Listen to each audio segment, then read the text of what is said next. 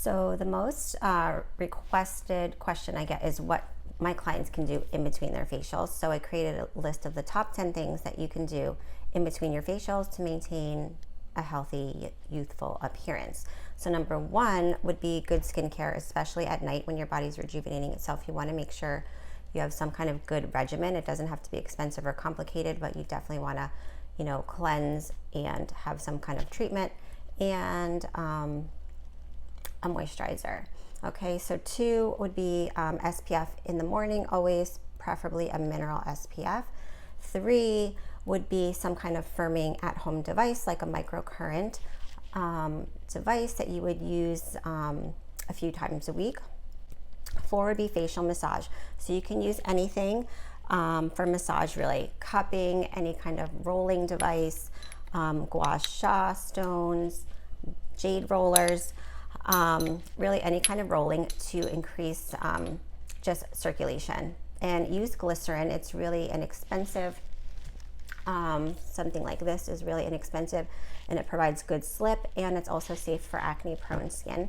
But if you have acne, you don't want to do too much massage or rolling over active acne. For that, I would do cold rolling.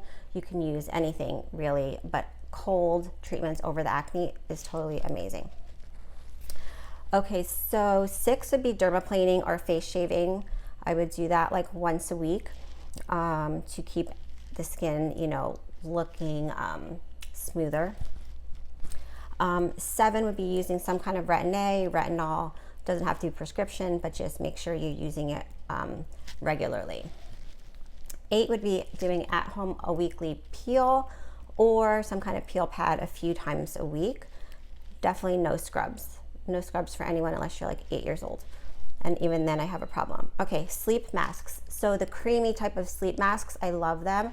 I can link a bunch of the products in my Amazon store down below of different options. But sleep masks, the creamy type, I put like my Retin-A on, and then I'll put my sleep mask on and sleep with that a few times a week. And sleep masks, the creamy ones, are also amazing if you have a night where you're going out and you're going to wear makeup. Apply the sleep mask like 1 to 2 hours before you're going to apply your makeup, remove it, and then apply your makeup, and it's amazing. Number 10, which would be using a silk pillowcase, ideally sleeping on your back and elevated. So those are my top 10 tips of things that you can do at home in between your facials to help maintain a youthful appearance.